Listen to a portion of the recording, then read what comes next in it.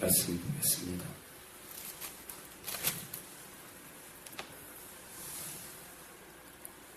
우리 야고보서 5장 7절이요. 야고보서 5장 7절.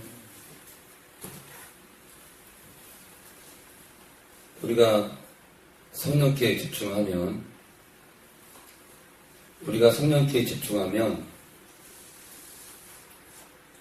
사실 설교자에게 큰 힘이 줍니다.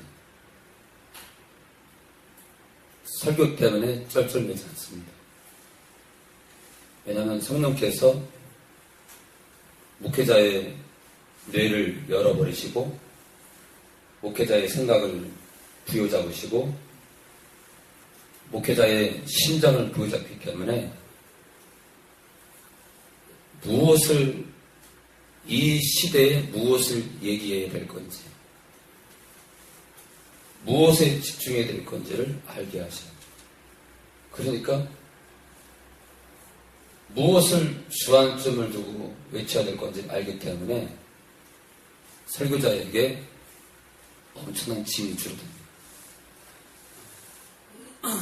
그리고 목회자가 외칠 것을 정말 외치게 되면 그 시대에 교회 안에 성도들이 지렁이가 꿈틀대는 것처럼 꿈틀댑니다.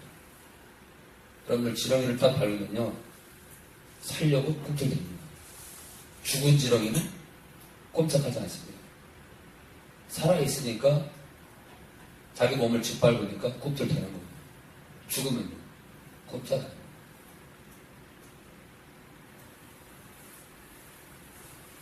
그래서 목회자가 정말 이 강대상에서 전할 게 뭐냐? 십자가입니다. 왜요? 넘어질 때마다 의지해야 되기 때문에 요한일서 1장 9절을 성도들의 뇌리에 요한일서 1장 9절을 딱 요한일서 1장 9절이 뇌에 박히도록 외쳐야 돼요. 근데 자동이야. 넘어지면 요한일서 1장 9절. 요한일서 1장 9절. 우리가 우리 죄를 자백하면 우리의 모든 불의에서 우리를 깨끗게 합니다. 그러니까 우리가 어떠한 죄를 범했건 하나님께 십자가를 붙들고 십자가의 피를 의지해서 회개만 하면 주님은 용서한다. 그러니까 살죠. 우리가 오늘도 얼마나 못된 짓을 많이 했어요. 안 그래요? 한번 각자를 돌아봐요. 오늘 얼마나 못된 짓을 많이 했는지. 불평, 불만. 자, 그러므로 형제들아 주의 강림하시기까지 길이 참으라. 주님이 오실 때까지 참으래요. 인내하라. 보라, 농부가 땅에서 나는 귀한 열매를 바라고 길이 참아 이른 비와 늦은 비를 기다리나니. 이스라엘은 씨를 뿌릴 때가 10월, 11월에서 12월이에요. 그리고요, 추수할 때가 3월에서 4월입니다. 그래서 10월, 11월에서 12월, 그때 내리는 비가 이른 비고요. 3월에서 4월에 내리는 비가 늦은 비예요. 그러니까, 씨 뿌릴 때 필요한 비가 이른 비고요. 추수하기 전에, 알맞을 때 또, 거두기 전에 내리는 비가 늦은 비. 8절, 너희도 길이 참고 마음을 굳게 하라. 주의 강림이 가까우니라. 2000년 전에요. 주인의 모심이 가깝대.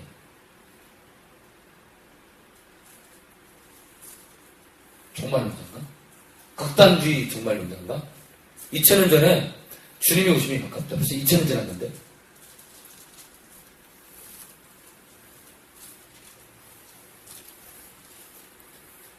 그런 뜻으로 보기보다 어때요? 주의 날은요, 하루가 천년 같고 천년이 하루 같다.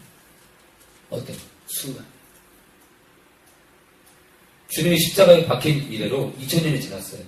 며칠 지난 거예요? 이틀 지난 거예요. 주님 보시기에는요, 천만 얼마 지난 게 아니에요. 그렇기 때문에 그런 날짜 개념을 떠나서 야고보가 주의 강림이 가깝다라고 이렇게 말한 것은 깨어있으라고 말합니다. 깨어있으라. 언제든지 깨어있으라. 언제 오실지 모르니까 깨어있으라. 9절 형제들아 서로 원망하지 말라. 그리하여야 심판을 면하니라. 자, 보세요 여러분들. 원망을 하게 되면 결론이 뭐예요 그러면? 우리가 서로 미워하고 저주하고 시기하게 되고 그럼 어떻다고요? 심판을 받는 거예요. 여러분 정답이에요. 우리가 서로 미워하고 저주하고 시기하고 살잖아요. 제가 그랬죠. 정말 십자가를 만나서 하나님의 내 안에 거하고 주님을 따라서 끝까지 믿음을 저버려 우리가 걸어가잖아요. 그러면요 우리는 심판이 없습니다. 근데 우리에게 심판이 임하는 거 뭐냐? 우리가 뭐라고요? 원망을 해요. 우리가 서로 미워하잖아요. 우리는 지옥 갑니다. 왜요? 하나님의 법이 뭐예요? 신약에 들어와서 세계는 있죠? 내 이웃을 내 몸처럼 사랑하는 사랑 안 하면 지옥이죠. 하나님의 법이 사랑입니다. 사랑. 하나님의 법은요 다 사랑이에요. 사랑으로 다 해결돼요. 누가 간음을 했어. 구약 같으면 돌로 쳐 죽입니다. 그럼 돌에 맞아서 어떤 사람은요 뭐라고 하냐면 어떤 분이 전화가 왔어요. 자기가 남편하고 이혼을 해가지고 남편도 믿는 자고 자기도 믿는 자예요. 근데 결혼할 당시에는 둘 다 불신자였거든요. 결혼하고 나서 이 남편의 어머니가 그러니까 시어머니가 신자예요. 아주 신실한 기독교인이에요. 그러다 보니까 결혼해가지고 교회를 다니다 보니까 둘 다 믿음이 없었는지 있었는지 모르지만 자기는 믿음을 가졌대요. 주님을 만났대. 남편도 그럴 거예요. 그런데 지금 믿음은 헛믿음이라는 얘기죠. 이 남편이 어떤 사람이냐? 자기는 능력이 있어요. 이 여자는요. 이 여자는 능력이 있어요. 애들을 키우고도 남아. 근데 이 남자는요. 이 여자가 정말만 그거를 가르쳐가지고 술 먹고 도박하고 다녀.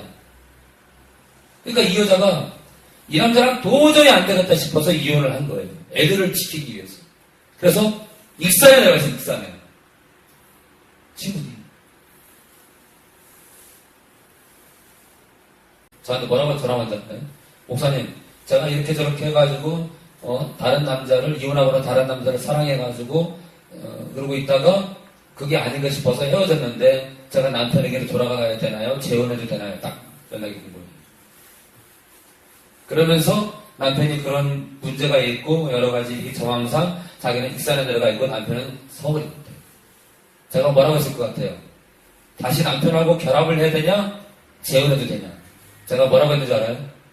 용태 알지? 결합. 제가 뭐라고 했냐면, 남편이 그런 문제가 있다고 하길래, 그러면은 같이 합치는 건 좀 그렇다 하더라도 가까운 데 살라 이거예요. 서울이면 서울. 그래서 서로, 그래서 그러니까 다시 재혼해서 집은 따로 살더라도 부부의 관계를 맺으라 이거죠. 제가 뭐라고 한줄 알아요? 만약 그렇게 안 하시고 지금처럼 살면 그럼 봐봐요. 여자가 혼자 살아. 누가 따라다녀요? 남자가 따릅니다. 그럼 뭐가 따라다녀요? 음란이 따릅니다. 남자는요? 남자가 혼자 살아. 누가 따라요? 여자가 따릅니다. 뭐가 따라요? 음란이 따릅니다. 음란.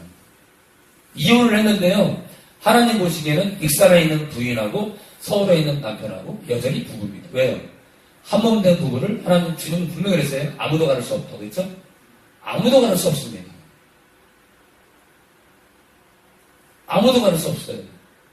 서로 그 허물을 덮어주면서 이렇게 살아가는 게 좋다는 거예요. 왜냐? 아이들이 있기 때문에 가정을 끝까지 지키는 게 필요합니다. 가정 지키는 거. 끝까지. 그거는 감추는 걸 떠나서 하나님 앞에 다 말씀을 드리고 용서를 구하고요. 그리고 남편도 혼자 살 때 또 그런 문제가 있었다는 걸 내가 안다 하더라도 그걸 덮을 수 있어야 돼요. 그리고 이 가정을 하나님께서 기뻐하는 가정으로 만들기 위해서 최선을 다해야 됩니다. 그래서 제가 합체를 했어요. 그러니까 나팔수는요, 나중에 천국에 가면 하나님께서 이 마지막 때 가정을 세운 목회자로 하나님께서 저를 칭찬할 거라 저는 봅니다. 남자친구가 많은 영혼을 살렸다고. 여러분들, 가정이 깨지잖아요? 가정이 깨지면 애들 문제가 되는 건 순간입니다. 이혼한 가정에 이혼한 아이들이 나옵니다. 그래서 아무쪼록 우리가 있잖아요. 우리가 원망하면 안 돼. 여러분들, 우리 믿는 자와 믿는 자가 결혼해서 이혼하는 이유가 뭔지 알아요? 거의 다 원망입니다. 거의 다.